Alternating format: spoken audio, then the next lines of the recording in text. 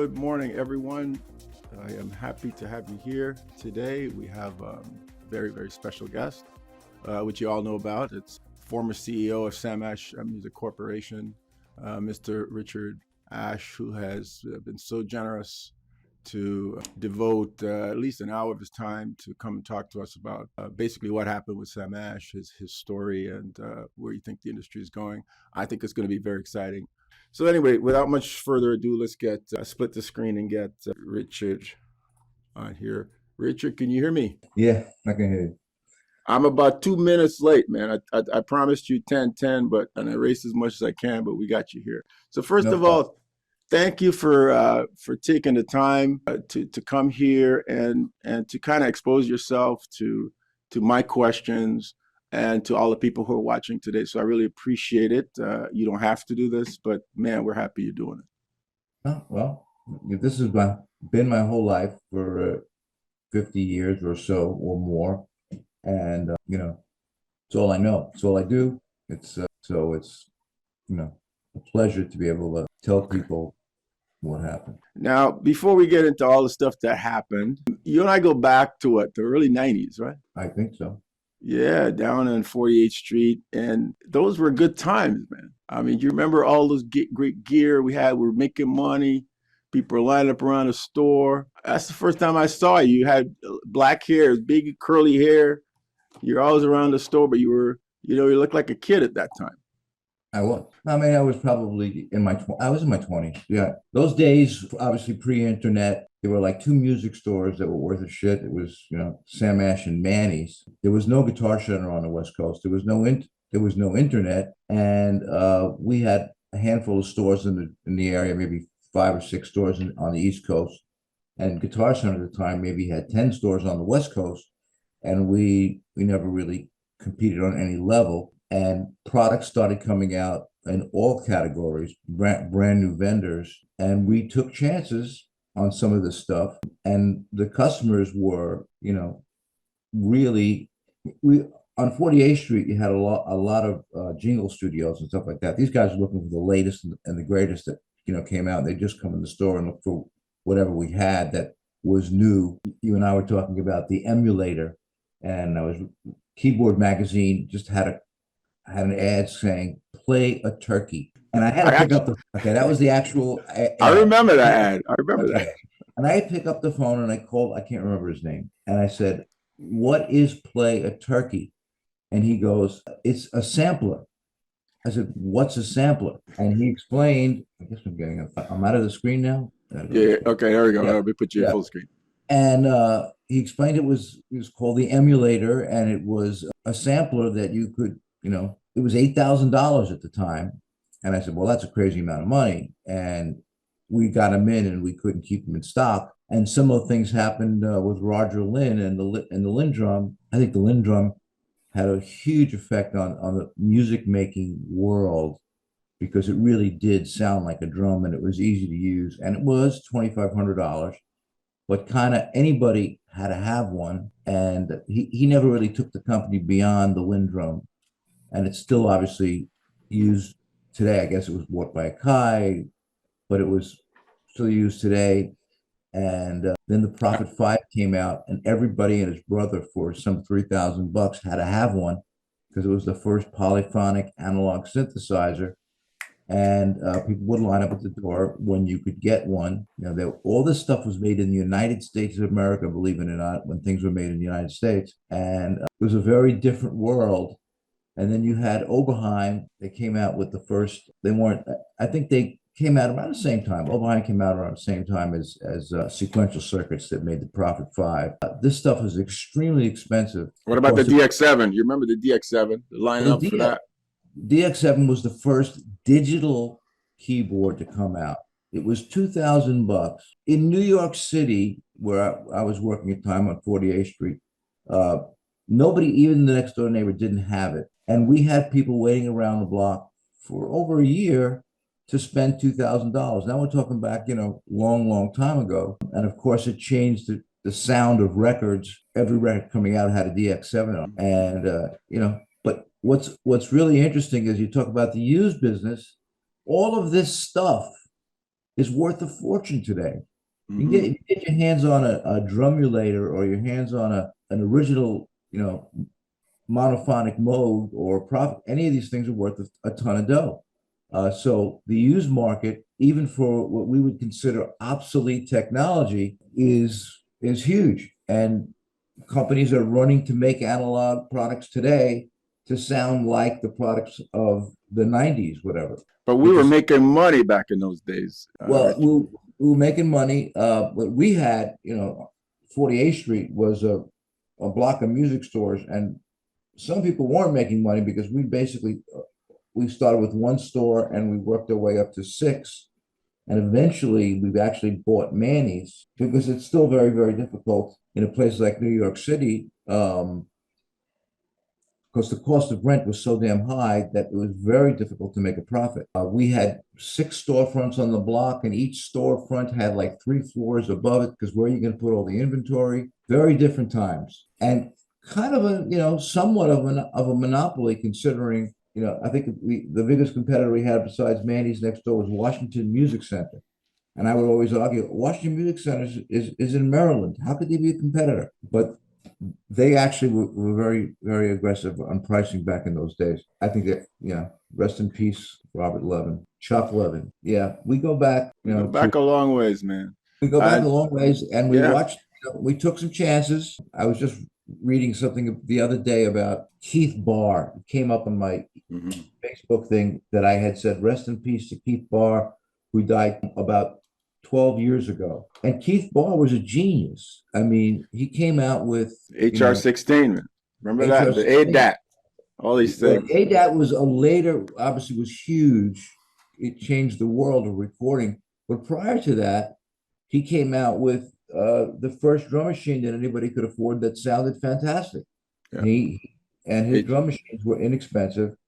One of his biggest categories was this thing called digital reverb. There was no affordable digital reverb. There was a lexicon that every studio had for $10,000. If everybody remembers that product, remember that product? 224? Yeah, 224? if you 480. want Yeah. reverb, it's 10 grand. And they came out with a bunch of reverb products, probably the biggest selling one called the Quadriverb back then, which kind of sounded like the real deal. And it was a fraction of the cost. But I remember having a couple conversations with him, and I said to him, "Tell me, man, how do you don't work in a music store, you're not a musician, how do you know what to make? I mean, really, you come up with these products and they're all hit products. How do you know?" He goes, "Isn't it obvious?" I said, "No, it's not." But anyway, he was another genius Mhm. that the industry misses. Look, Tom Overheim was a genius. A lot of these guys were just brilliant, brilliant guys. That came out with products that were super expensive. As I said, all made in the United States. I think Keith was the first guy to move to Taiwan and have products made in Taiwan, which was groundbreaking at the time because we were all making stuff in the States. Yeah, but it was a very interesting time, and it changed the face of music being made, not just sales of music products. These products changed the sound of music. Mhm. Digidesign, I remember Digidesign as they made not ROMs. I believe they made They started with Digidrums. Remember that? They used to have the ROMs for Digidrum. the drum machines, the Lindrum and the drum tracks. Exactly. So they made the chips that you could put in and change the sound. I And know to then one change the day, sound, you open up right, the machine, you put the chip in. and then one day they go, "We got this product called Pro Tools." But I believe that's the way it went. Yeah, Pro Tools? What the fuck? Really? And that changed the world yeah. pretty significantly It sure for did. a long time. Um, and that Pro Tools is probably in the music industry, probably at the end of the day, the most, changed everything. Yes, it As did. you got to It imagine. We did. were selling 8-track Tascams. We were selling 8-acts hand over fist, and we were selling. Everybody wanted to record back then, and Tascam owned the recording market, but they never really got past 8 tracks and their 8-track machines. You had the cassette players and also the kind of stuff. When Pro Tools came out, the smart guys immediately figured it out and it changed the whole industry, as you know. Now, okay. So I remember those times. That's how I grew up. That's where I cut my teeth on 48th Street with you guys, Barry Horowitz, all those guys. Now, I want you to take us to now, right before this whole thing with Sam Ash. What's the industry like in 2024, in March of 2024? What does it look like Well, to you as a when I CEO of Sam Ash? well, let's look at it this way.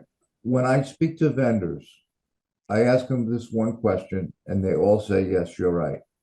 65% of the industry is e-commerce, regardless of where they sell it to. They might sell it to a retail store, but that retail store is selling it through the e-commerce channel. And somebody from one of the big companies recently said they break the business down to 25% of the entire industry is Sweetwater, 25% of the industry is Guitar Center and MF, 25% of the industry is the independents, which Sam Ash was considered part of, and 25% of the industry is Amazon.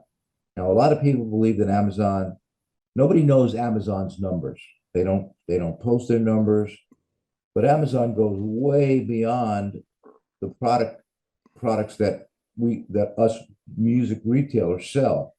They've got so many direct from China brands and products that are heavily promoted at a fraction of the price, and they're making a huge dent, in my opinion, in MI retail. And we'll never know for sure, but if you spend time on their site, I was just talking this morning, and you want to buy, let's say, a USB microphone, and you can find 50 of them for virtually next to nothing from brands you never heard of. In fact, these guys called me up and said, "Look, you got to get yourself a 4K mic with a ring on it, a light ring on it." And I went to Amazon, and they had one for $49. What I'm talking to you on is a $49 4K microphone, USB microphone with a light on it. On camera. And a camera. And camera light and USB microphone. This is hurting and will continue to hurt the MI retailer. First of all, the pricing is so low and the marketing is so intense. These guys all have sponsored ads. So, I looked up electric guitars and just put in an Amazon search, electric guitars. And it took me about 3 pages and about 60 guitars to see an American-made, brand-made guitar, or just an American brand, excuse me, not brand-made, American. In other words, all the brands that were selling guitars, at least I had never heard of, they're not available at music retail stores. But they're all selling direct from China, and the prices are ridiculously low. The biggest one, I guess, right now is Donner, that's desperately trying to break into MI retail. My suspicion, and I could be dead wrong, so shoot me if I am, that a lot of these companies are sponsored by the Chinese government. They eliminate all the intermediate margins that, these are by the way, these are the same factories that are making the Epiphones and all the low price stuff. Same factories or similar factories that are selling direct to Amazon and Temu and eliminating. First of all, I don't think they're interested in making a profit on any level. They're not getting, the proper approvals that cost a fortune. They're just selling right on the spot. A lot of the stuff, not Amazon, but that Temu is selling. If you're familiar with Temu, is counterfeit. Now, Richard, sorry to interrupt you. Are you saying that Temu is actually selling guitars now? Oh, absolutely. No, it gets Really? deeper. If you want to buy, well, I showed everybody. We got to put them full screen. So I'm a guitar player, and I own 100 guitars. So the other day, I see a guitar. This is what can you see it here? I see a guitar that looks really, really nice, and I said, "Wow, that's beautiful." And look at the Looks inlay. like a Gibson guitar. All right, and it didn't say Gibson on it. It just showed the guitar with the headstock, right, with the Gibson logo just not there. This guitar is $300. Okay, now Wow.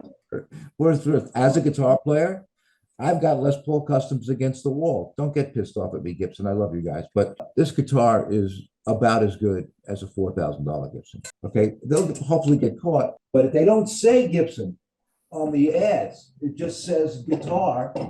Actually, they advertise it as a 6-string, an idea. It's a 6-string electric guitar. That's all it says. 6-string electric guitar, and they don't show the head, they don't show the name on the top. That's all there is to it. You got to figure it out for yourself. Anyway, So okay, let's just be straight here. Do you believe that the same people that are making the original brand products are making these same products and selling them on their own brand? well, first of all, they're totally not the same product, but first of all, they're totally allowed to sell stuff under their own brands. Let's not use this counterfeit as an example, Okay. but let's just talk about they're making stuff. Very often it doesn't even say the brand. It just says, but they've got multi-effects processors and they've got almost every accessory that you could dream of buying for a guitar, a much larger selection of things that you think they would never carry, like humbucking pickup covers and wrenches and knobs and every facet, both Amazon and Temu, that a real guitar player would buy for a fraction of the cost. And look, it's as customers come to realize that these guys aren't playing around. In fact, they are kind of like playing around because I don't believe that they're making a profit on it. Selling on the Amazon platform, selling on the Temu platform, and the pricing is so cheap. It's all free shipping on top of that. Amazon keeps it in their local warehouse. These guys have some in the U.S. and they have a bunch in that come from China, and you have to wait a couple of weeks for it. But they're not missing. You'd be surprised how extensive the selection of guitars is. No brand names, but how extensive the selection of guitars is on a site like Amazon has everything. Okay. So in this kind of environment, if I have a little store in, Kansas City, and it's been in my family for 60 years, what's going to happen to me? Well, see, this is the interesting thing. You might be better off than somebody like a Sam Ash. See, we had expensive real estate. We had 25,000 square foot stores in top markets with super high rents. When in markets where minimum wages were raised from $10 or $8 to $15 and $16, we're paying $16 an hour in California, $16 an hour in New York. And the numbers don't work, okay, with the cost of things like interest rates. You borrow money from the bank, the interest rates kill you. The cost of labor went through the roof due to the minimum wage raises. And it's the minimum wage raises get more painful as you do it, because if you had a manager making $16 an hour, which made sense because the sales guy in the store was making 9 or 10, now the manager says, this is bullshit. This guy working under me is making the same money I am, and I'm the fucking manager. Excuse my language. People in the music business don't normally curse. Of course. But so then the managers had to get raises, and it just kept going up like that. Anyway, so I would think a small store with a local, if it's a mom and pop, probably has a better chance of surviving if they keep their costs down than a larger store where the rents are high. I'll give you an example. Our store in Manhattan, which was our flagship, was paying $1.4 million a year in rent. Okay. Wow.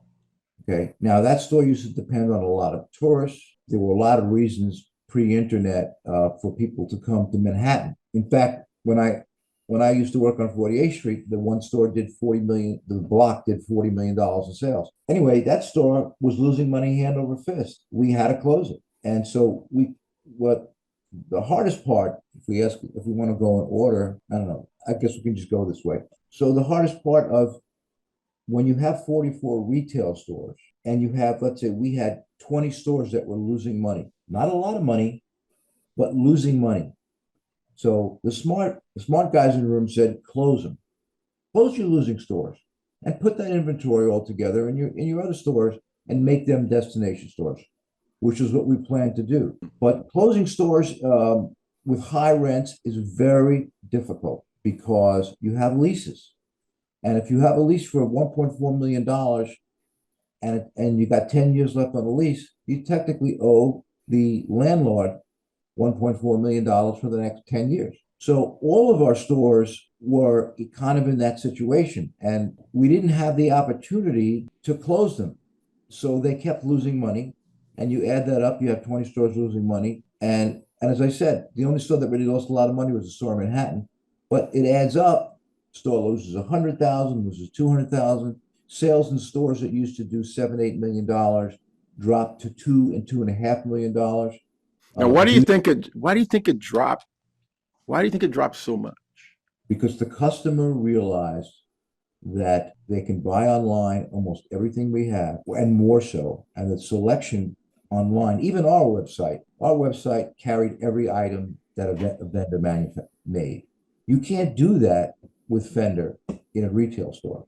You can't do that with any of these companies. If you were to carry every Fender product between the Squire stuff and all the series they have and put them in a retail store, first of all, you have no room for them. But there's no way you can have the selection in a retail store that you can't have online, because online you have one. Now, the way we look at it, the way I looked at it is, well, if I even have one in a retail store, the customer said, yeah, well, give me one fresh in a box.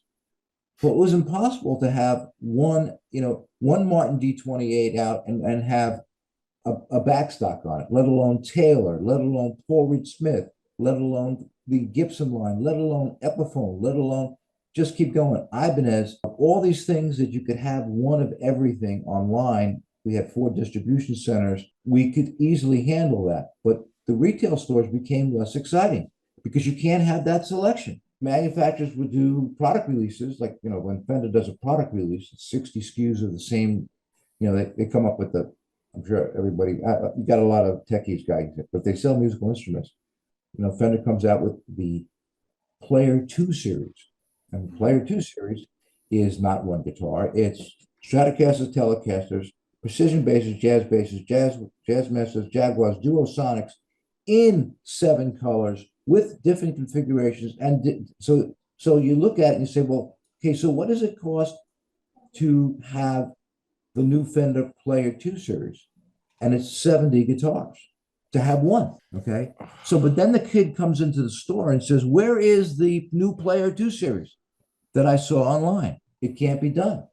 So the stores become, unless you're building a destination store, which was my dream to do, is close all the losing stores and have destination stores that would have this incredible selection where people could come and see the product and try it. I still believe, when I talk to people outside the business, they're saying, you guys don't have a problem with the internet, right? Because people want to play guitars and try guitars. I said, well, that's conventional wisdom. And as a guitar player, it makes total sense to me, but nobody seems to give a shit. So when it's time to buy a $3,000 PRS, $3,000 Taylor, $3,000 Martin, $3,000 Gibson, they buy it online. Okay. Okay. Okay, I'm sorry. So, okay, I got to stop you there, because what stopped Sam Ash from like going out and owning the internet, right? Like, I mean, you heard a guy named Chuck Schurock, right? He just had one place. So were there anything that prevented you guys from like having samash.com just be like the destination on the web? Well, let's put it I know this this is kind of a tough question, but I didn't promise you easy questions. Let's get this out of the way. Yeah. Chuck Schurock is the Jeff Bezos of the music business. He's so brilliant and such a visionary. I mean, first time I met him, he tells me, we call customers on the phone and we have a thing called a CRM. I said, what's a CRM? He goes, customer, relationship management. I said, what are you talking about? I mean, he was pure. By the way, this is pre-internet. This was, he had the business that he built, absolute genius.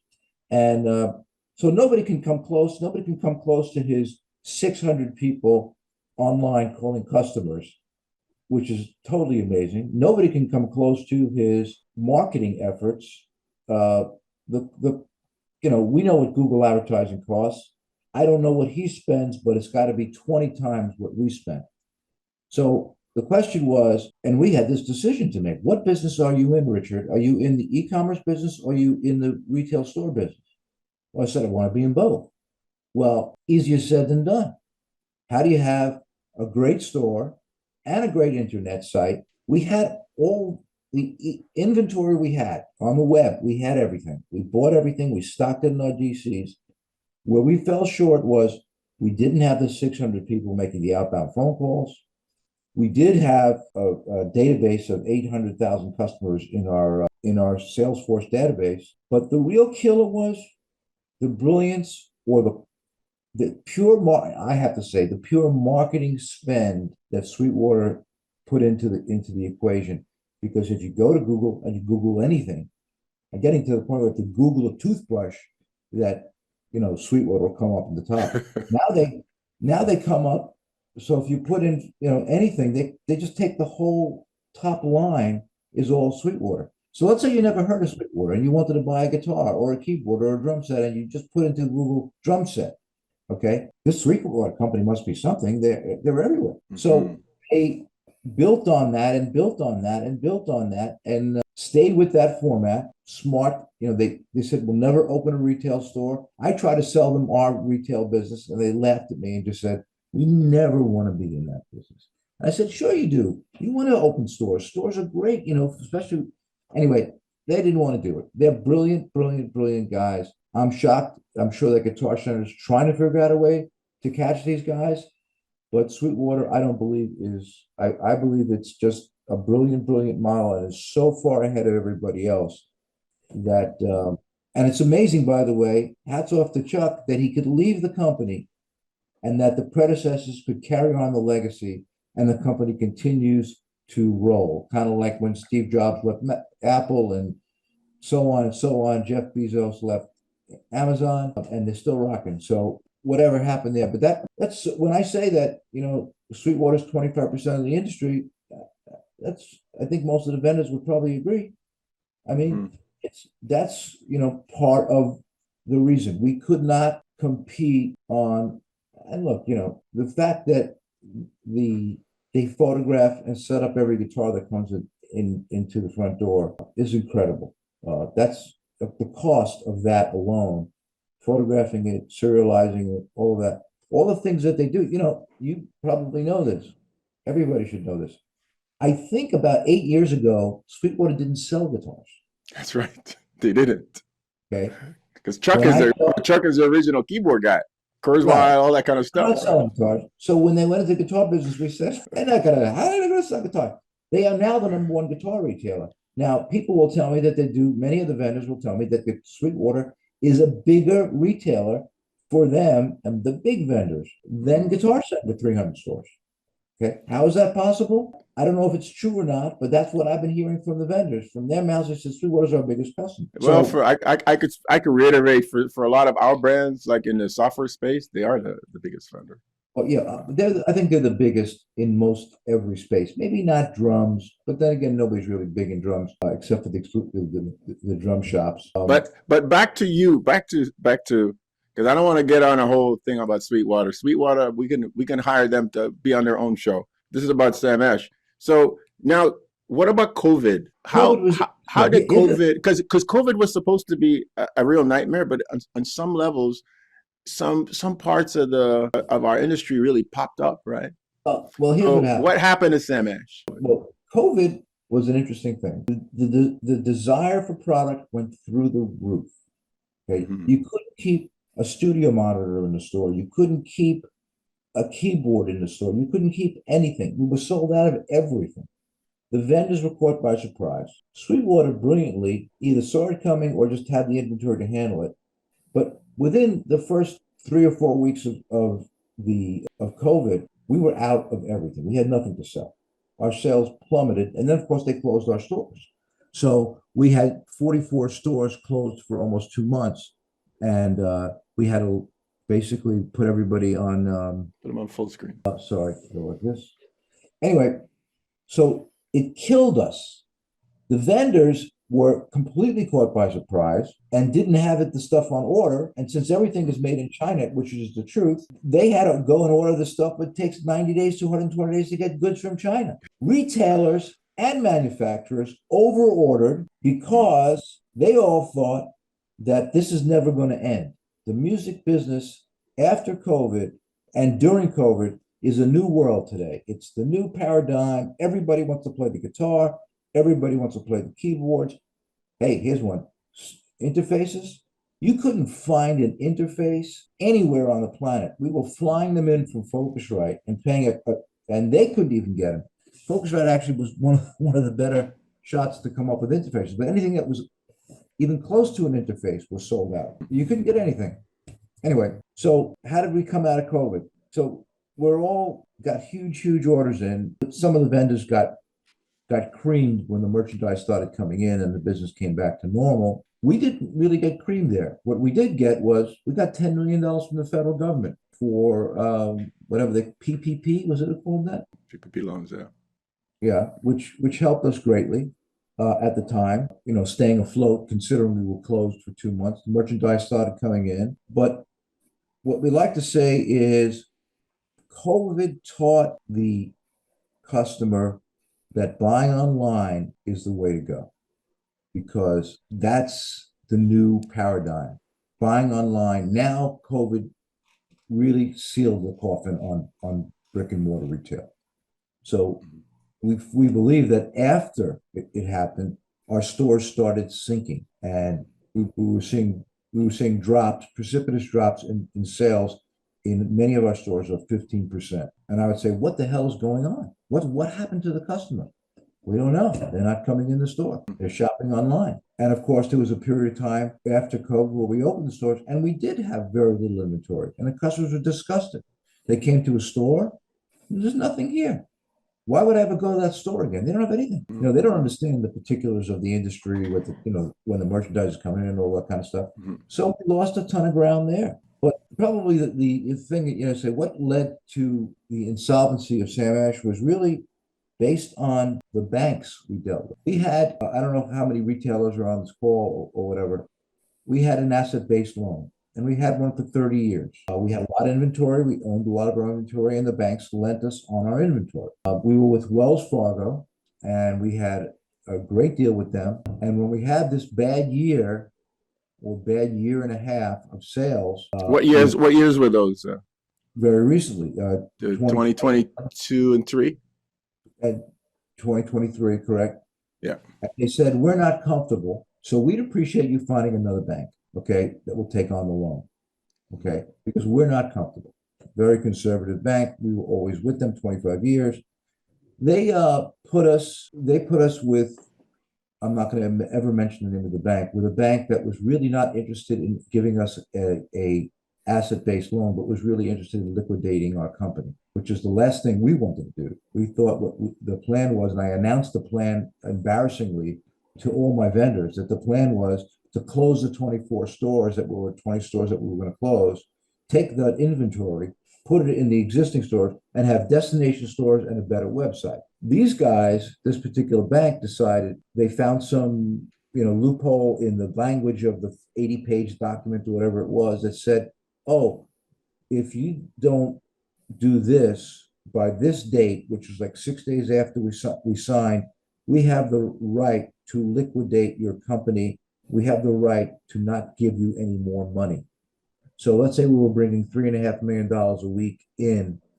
We were only allowed to pay vendors. They would not, we were only allowed to pay our employees. And immediately not vendors. Not vendors. They stopped it. Okay.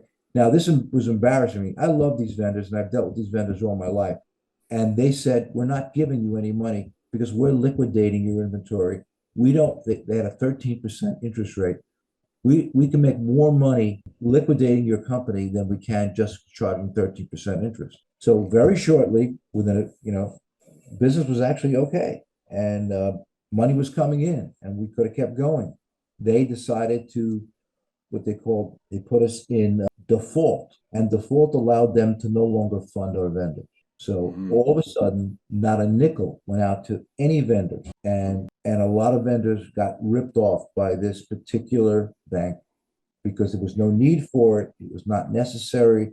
We had a plan to close those stores and to do all these things. And the idea of this loan was to get us through that. And my heart is broken to the Yamahas and the Fenders and the Rolands and the Korgs and the Taylors and the Gibsons, and actually Gibson got everything. But these guys didn't get paid. Okay. The bankruptcy was a scam. because all the money that we sold, the company, it's public information, was sold for $15.2 million or something. Mm-hmm. All, not all, but 80% of that money went to the lawyers and the bankers. Mm-hmm. That's the way it goes. So at the end of the day, the vendors got ripped off. So, And it's not me. let me understand.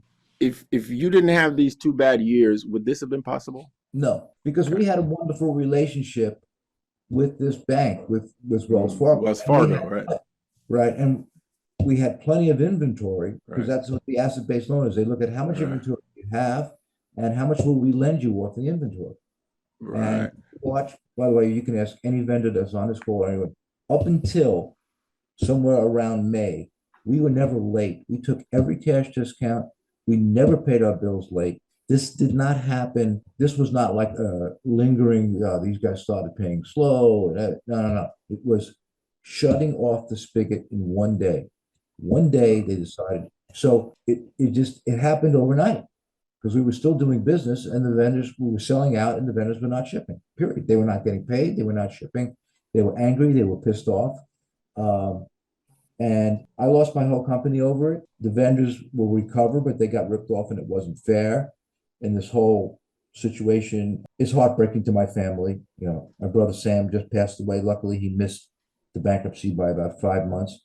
When my dad passed away, if he lived through that, he last year in July, they would have never survived anyway if they had to see this happen. But yeah, look, business was bad. We were losing money, no question. But we could have come back given the fact that we were not dealing with predatory lenders, which we had no familiarity with predatory vendors. We dealt with vendors that were, I didn't mean vendors. I'm sorry, I meant bankers. Now, My now, vendors, my vendors are angels. what I mean, you paint a very bleak picture for our industry with the current model that we're using, which is a manufacturer runs over to Asia, makes some stuff, comes in, sells it to the retail sells it out. You've been doing that for 100 years, and I have a lot of love for Sam Ash because, like I told you before, and that's where I got my start in the U.S. On 48th Street. Um, what do we have to do to preserve the brick and mortar, or can it even be preserved? Like you're sitting in a sort of like a very unique position. You've had the legacy of the store for 100 years. You grew up in the store. You became the CEO of the store. You completely understand the business, and you've seen all of the different changes, all the twists and the turns. So what's the Richard prescription for a retailer that's out here watching this thing right now? Well, first of all, if you don't have an internet presence, okay, you don't have a shot. I mean, purely, we put millions and millions and millions of dollars into our website that still exists today. And we need to put millions and millions more in. So you have to have an incredible inventory. You have to have, like we had 4 distribution centers because we felt we had to get to all the coasts. So we had one in the South, we had one in the Midwest, we had one in Vegas for the West Coast, so we could get our inventory to the customers in 1 or 2 days. But it's really all going, the business is e-commerce. And so then you've got a couple of giants you've got to deal with. And it's tough because, the advertising platforms of the Googles of the world and all these things are so damn expensive. So here's what I would recommend. Okay.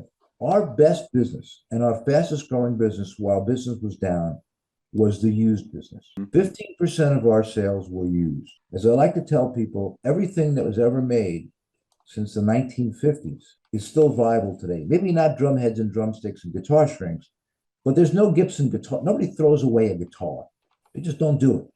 Nobody, even if it's a cheap guitar, nobody throws this stuff away. Usually ends up in the basement, under the bed, in the closet, whatever. We started promoting heavily buying used gear, and our used business shot up like a rocket.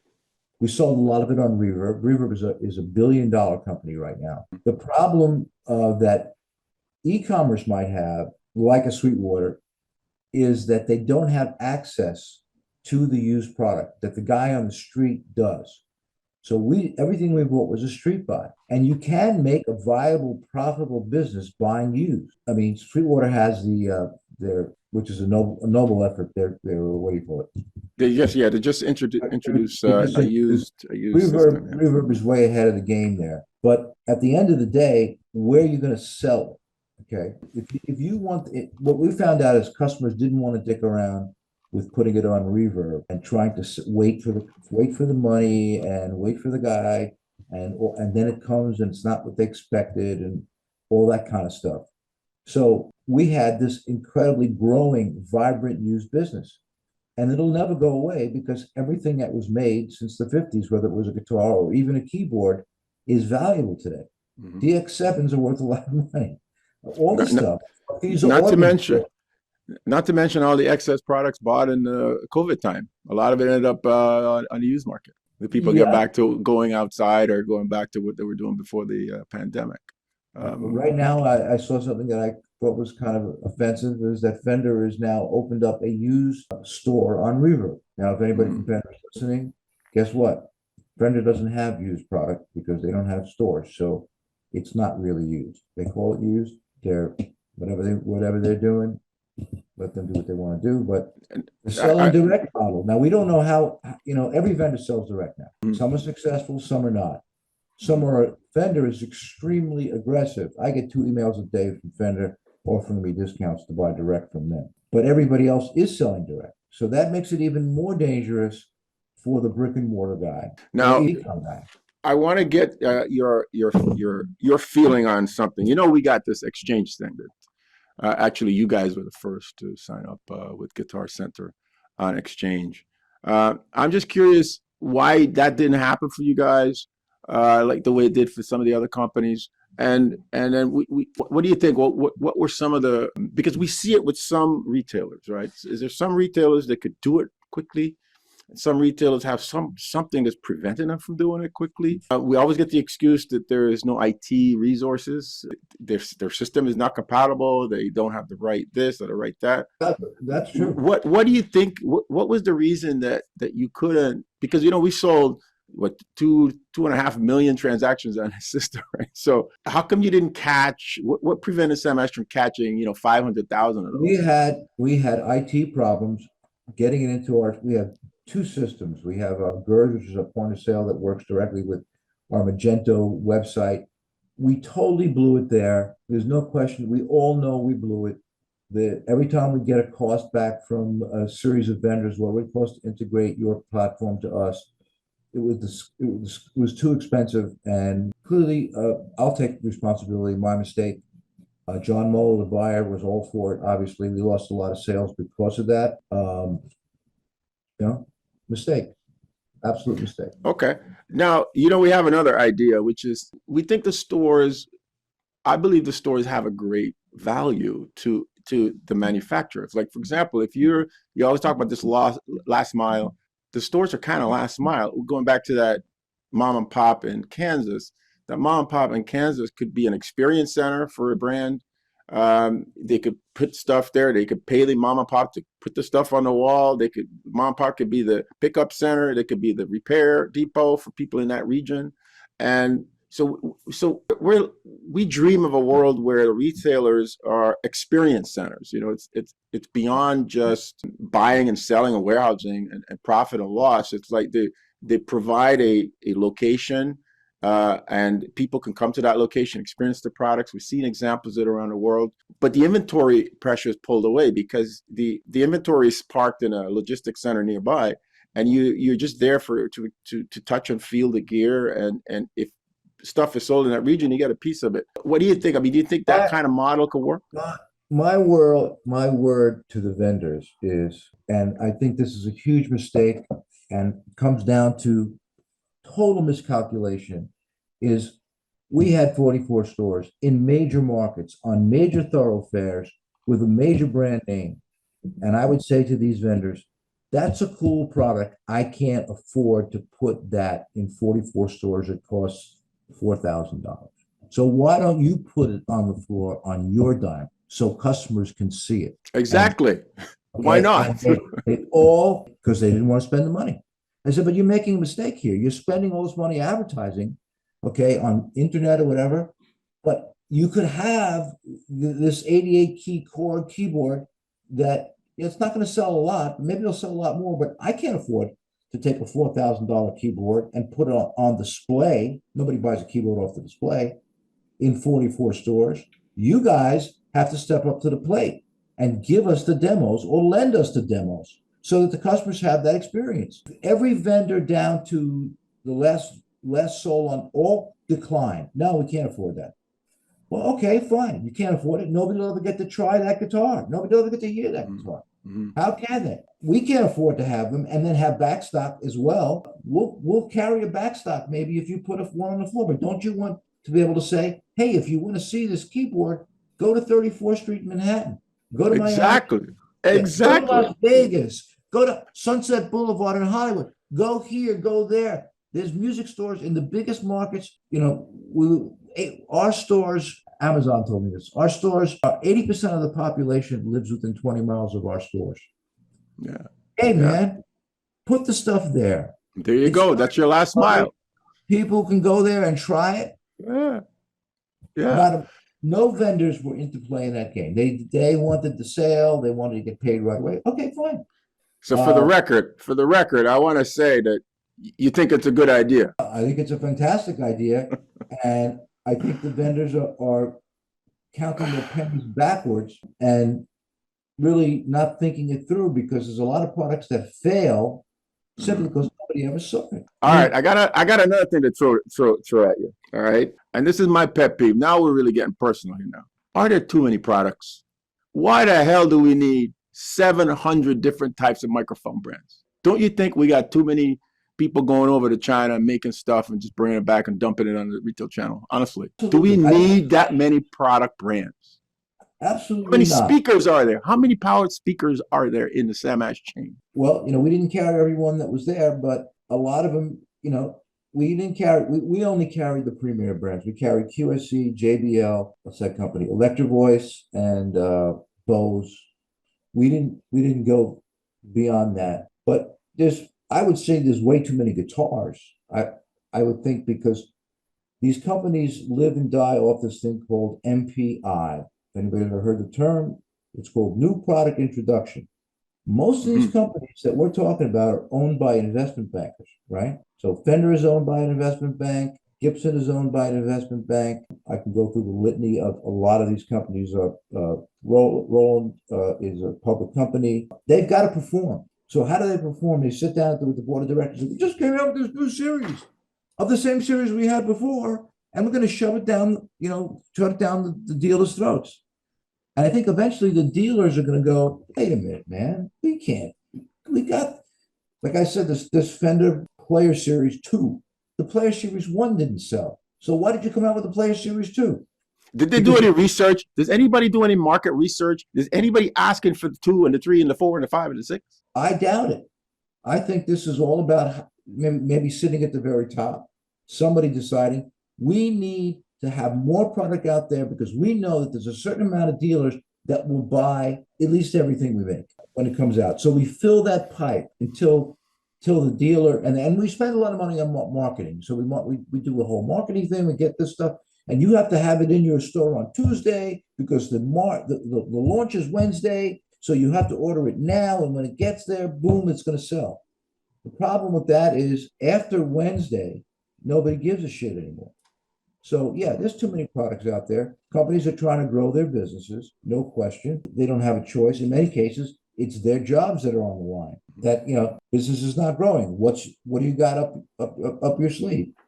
Okay, let's make this. Let's make that. What's selling from another company? Yes, of course.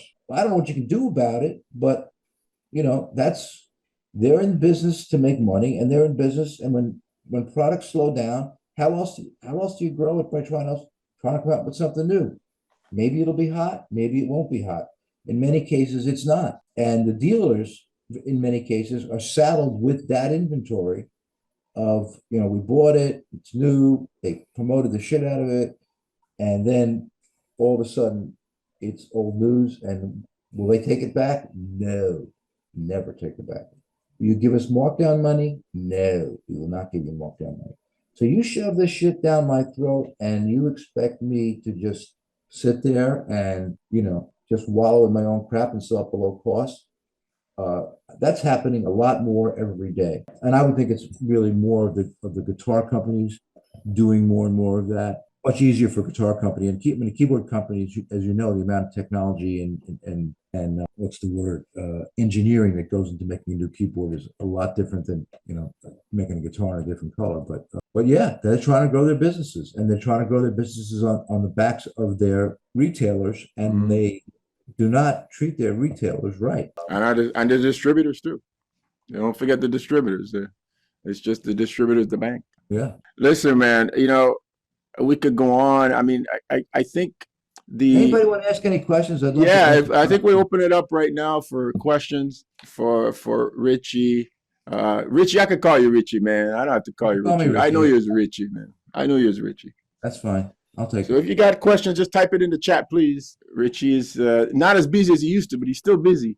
Yeah. If anybody needs an old broken down CEO to run their business, let me know. Just type your questions in the chat. Let me see what we got here. Can we take Samash stores and create multi-brand experience centers? Oh, okay. Somebody here, no, okay. Somebody's asking to do the experience center thing, but let's see if you got any questions, guys. Just type them in the chat, and we'll go. While we're doing that, Richie, what's it like now, man? You used to get up, you have to go deal with this big corporation. What's your day like now, man? I'm learning what it's like to be retired, and it's different. What I'm doing is I'm going to a lot of doctors now as I get older. So I got a million ailments that I'm dealing with. So I'll get through it. I still miss the business. Did you get any other company from the industry interested in buying out Samash? Were there any Uh, outside? outside the inside the industry, no. And I approached everybody, but we had a lot of bidders from outside the industry, but we didn't. Nobody inside the industry, quite frankly, wanted to deal with brick and mortar stores. Mm. The consensus out there among investors and other people is we don't want brick and mortar, unfortunately. Here's another question. What's the craziest in-store celebrity story? Maybe you could tell them about that time you had to ask Stevie Wonder to leave. That's a good Even I one. know that story. Well, he would come into the store and check out, keyboards and get there like 3, 4 o'clock, bring his daughter and his bodyguard, whatever, keep playing. We used to close the store in those days about 6 o'clock. And this guy just loves to play so much, which is obvious because if you see him at an amp show, all he's doing is playing. He can't stop. And so he's playing his ass off and just, doing great things, whatever. And it's 7 o'clock. We close the store at 6, and then 7:30, and now it's like 8 o'clock. And I live on Long Island, and I was working in the city. And I said, Steve, I hate to do this to you, man, but I gotta go home. Do you mind leaving? That's one of the stories. Yeah, the better one. Would you ever start another business or invest in others? Yeah, possibly. I realize how, when I look at our business and I realize how capital intensive is it takes a lot to think about because starting a business from nowhere and can be very, very difficult. In fact, the people that have purchased this Mexican company, Goner, that has purchased Samson Technologies and the Samash website, is having a difficult time even getting vendors to sell them. So it's tough. Here's another one. Do you know what the plans are for the future of Samash, despite you not being involved? And who from the old guard is staying on? They got rid of most of the people since there's no stores. They kept Barry Horowitz, who's 76 years old, and they put him in charge of, which is always in charge. He's executive vice president of purchasing, and he's calling up the vendors.